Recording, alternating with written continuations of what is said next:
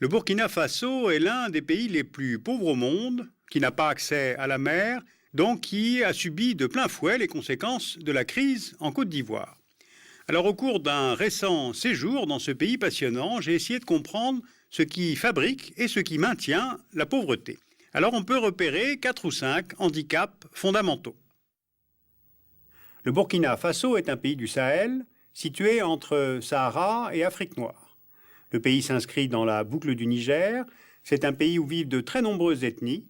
Et la première à s'être organisée en société politique, c'est celle des Mossi. Les premiers royaumes Mossi datent du XVIe siècle. Ils vivront jusqu'au XIXe siècle sous la conduite d'un empereur appelé Moro Naba. Ces empereurs sont vénérés par le peuple Mossi comme des dieux. Ils règnent sur un territoire qui n'a pas de forme étatique précise. On a peu de sources écrites sur les royaumes Mossi, mais lorsqu'au XIXe siècle, les militaires français entrent en pays Mossi, ils rencontrent une société hiérarchisée, à forte tradition de commerce caravanier à travers le Sahara, autour d'un centre d'échange, le marché de Bobo Dioulasso, et les transactions nord-sud portent sur l'or, les étoffes, le sel, le cola. C'est donc avec un empereur Mossi que la France négocie la signature d'un traité de protectorat en 1895, la présence coloniale proprement dite étant imposée militairement à partir de 1919, malgré de très fortes résistances des populations. La France forme alors une colonie qui va s'appeler la Haute-Volta. Cette colonie, c'est un casse-tête pour les cartographes car elle disparaît et réapparaît plusieurs fois. D'abord territoire militaire de 1896 à 1904, puis intégré à la colonie du Haut-Sénégal-Niger jusqu'en 1919. Elle est supprimée pour être réintégrée administrativement en 1932 entre le Niger, le Soudan français, c'est-à-dire le Mali, et une région riche au sud qui se nomme la Côte de l'Ivoire. Car ces adaptations administratives ont aussi des mobiles économiques.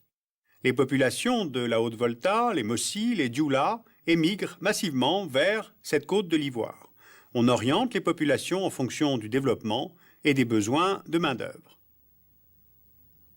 La Haute-Volta devient indépendante en 1960, mais aujourd'hui elle n'existe plus, à nouveau. Car en 1984, après le coup d'État d'un jeune officier, Thomas Sankara, la Haute-Volta est renommée Burkina Faso, c'est-à-dire la patrie des hommes intègres dans la langue des Mossi. Plus de 60 ethnies vivent dans ce pays. Voici donc une carte simplifiée des peuples du Burkina. Ces ethnies n'occupent pas toujours des aires géographiques fixes. Les limites entre les peuples ne sont pas nettes. Des migrants vont vers les villes. Il y a des ethnies plus commerçantes que d'autres, donc elles se déplacent. Et si on simplifie, on a au centre du pays les Mossi, héritiers de l'empire que j'évoquais. Les Mossi forment à peu près la moitié de la population burkinabé. Au nord, les populations du Sahel, les Peuls, à peu près 8%. À l'ouest, les Bobos, le groupe le plus anciennement installé avec les Sénoufos. À l'est, les Gourmantchés. Au sud-ouest, les populations du Moun, l'ancien fleuve Volta noir, notamment les Lobis. Ces peuples pratiquent 3 religions en bonne intelligence. Les musulmans sont plutôt au nord, ils seraient 40% en l'an 2000. Les chrétiens, surtout catholiques, autour de 15% aujourd'hui. Mais de toute façon, tout le monde est animiste. 13 millions d'habitants en 2004, avec à la fois l'un des taux de fécondité les plus élevés de toute l'Afrique de l'Ouest et l'un des taux de mortalité les plus élevés, en augmentation depuis 10 ans à cause du virus du sida. Au Burkina Faso, l'espérance de vie est de 47 ans en moyenne en 2001. Et je vous rappelle que pour l'Allemagne et la France, c'est de plus de 78 ans. Le Burkina Faso est un pays très rural, mais les gens viennent de plus en plus dans les villes. Ouagadougou, la capitale, Bobo Dioulasso. Ce graphique montre bien la progression de l'urbanisation à partir des années 70. Et ce phénomène a d'énormes conséquences. Approvisionnement en eau, développement de bidonvilles, déstructuration des sociétés traditionnelles, donc arrêt de la transmission des savoirs oraux. Le pays fait 274 000 km², avec au nord la zone sahélienne, qui couvre à peu près 25% de la superficie du pays, une zone intermédiaire, dite de savane, avec une courte saison des pluies, et au sud, la zone tropicale humide, avec une savane boisée, où l'on constate d'ailleurs un gros effort de reboisement depuis les années 95. Alors pourquoi? Eh bien parce qu'on touche là à la première difficulté que rencontre ce pays, la désertification. C'est le premier handicap du Burkina Faso. Et la désertification, ce n'est pas du fait du désert, c'est le fait des hommes. Des feux de brousse volontaires pour l'agriculture sur brûlis, le bois utilisé pour la cuisine, le surpâturage et enfin des sécheresses successives depuis les années 70. Or, c'est un pays très agricole, au centre sorgho, mil, arachides, riz.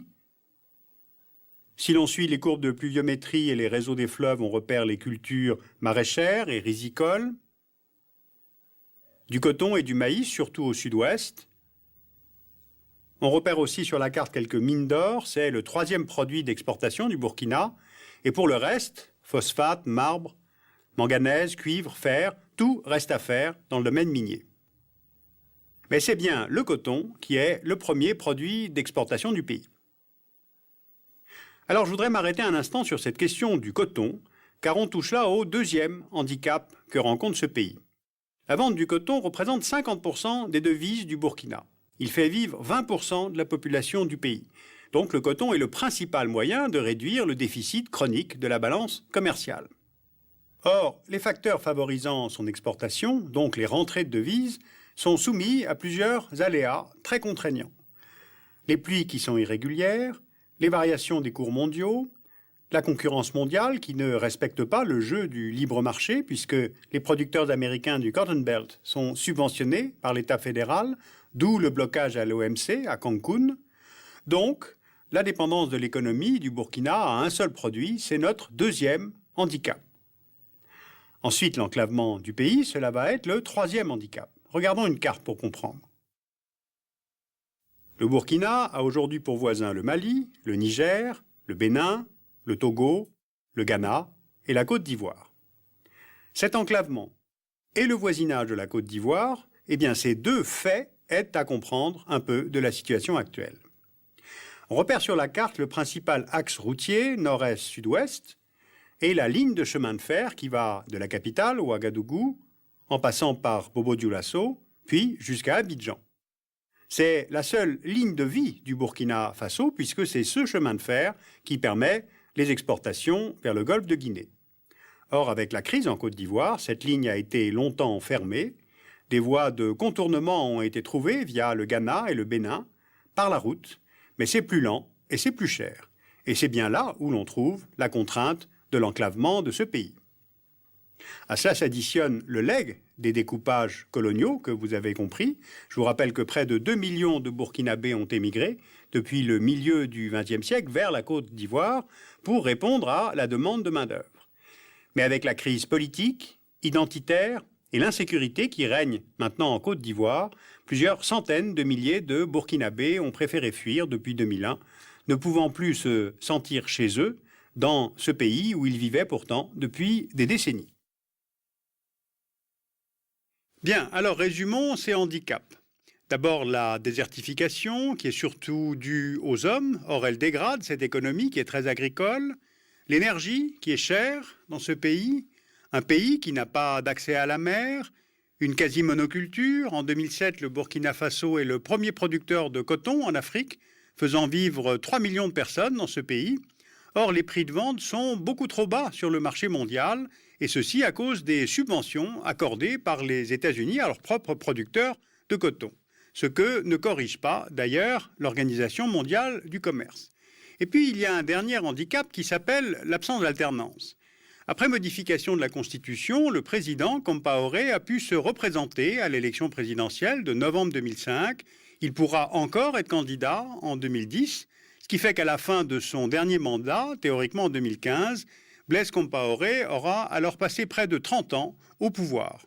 Pourtant, le Burkina Faso en Mossi, cela veut dire la patrie des hommes intègres.